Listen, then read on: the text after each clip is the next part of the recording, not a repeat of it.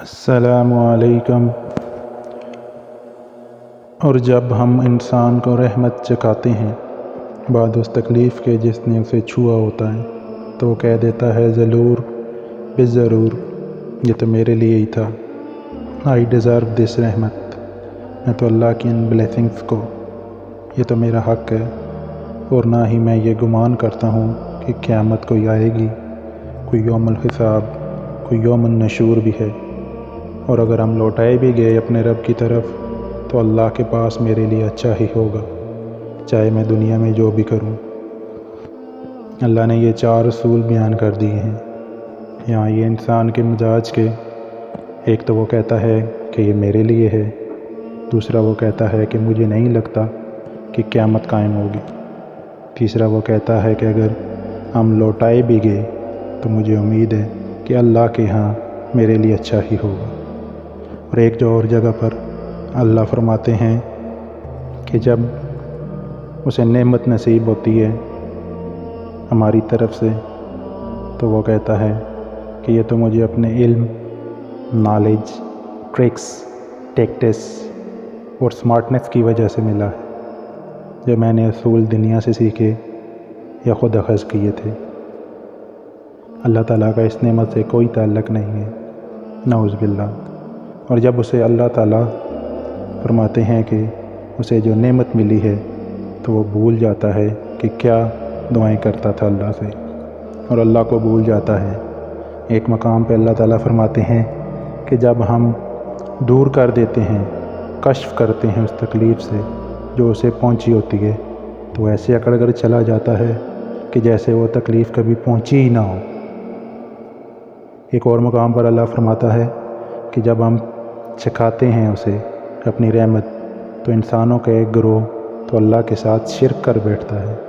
انسانوں کے اس دنیا میں اگر بے لگام چھوڑ دیا جائے تو یہ انسانوں کے ایٹیٹیوڈ اور رویے ہیں، اور یہ تو اس کا بیہیویئر ہے، اللہ کے ساتھ شرک کرتا ہے، اکڑ جاتا ہے، پکارنا بھول جاتا ہے، یا کی ہوئی پکار کو بھول جاتا ہے، اپنے آپ کو کریڈٹ دیتا ہے اپنے علم اور اپنے نالج کو، اور کہتا ہے کہ یہ تو میں ڈیزرو کرتا تھا اور قیامت نہیں آئے گی، اور اگر ہم لوٹائے بھی گئے تو ہمارے لیے اچھا ہے۔ ایسے مزاج والے انسان کو اللہ تعالیٰ اور کیا کرتے ہیں؟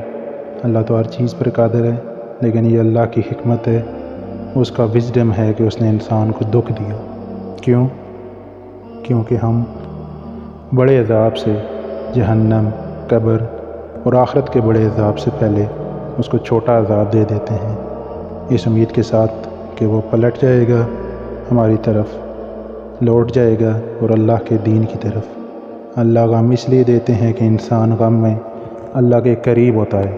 جب انسان کو تکلیف پہنچتی ہے تو وہ پکارتا ہے ہمیں، لیٹ کے، بیٹھ کے اور کھڑا ہو کے، تو اللہ تعالیٰ انسان کو اس لیے غم دیتے ہیں کہ وہ اللہ کی طرف رجوع کرے، اور دنیا میں اسے چھوٹی تکلیف مل جائے اور آخرت میں بڑی تکلیف سے بچ جائے۔ اور اس لیے ہم اسے غم دیتے ہیں کہ جو گناہ ہیں وہ جڑ جائیں، اور اس لیے دیتے ہیں کہ کوئی بڑا عذاب نہ آ جائے اس کے اوپر۔ تو تکلیف اچھی ہے، تکلیف کی دعا نہیں کرنی چاہیے۔ جو رحمت ہے اس پر شکر، اور جو تکلیف ہے اس پر صبر۔ اصل چیز تو آخرت ہے، اور انہوں نے اصل چیز دنیا کو بنایا ہوا ہے۔ دنیا میں تو نشیب و فراز کبھی ختم نہیں ہوں گے، اور جو چیز ختم ہو سکتی ہے وہ اضطراب ہے۔ اللہ کو مان کر، آخرت کو مان کر، حساب کتاب کے دن کو مان کر، جو اس دنیا میں نہیں ملا وہ وہاں مل جائے گا، اور جو دیا ہے اس پر ہم شکریہ ادا کرتے ہیں۔ لیکن اگر ہم اس غم سے منہ موڑ کے اس کو کہہ دیں کہ یہ دنیا میں حیثیت نہیں رکھتا، بس خوشیوں کی طرف ہی بھاگتے رہو، تو اس نے تو بہت سے لوگوں کی جان لے لی ہے، کیونکہ یہ دنیا بہت سخت ہے۔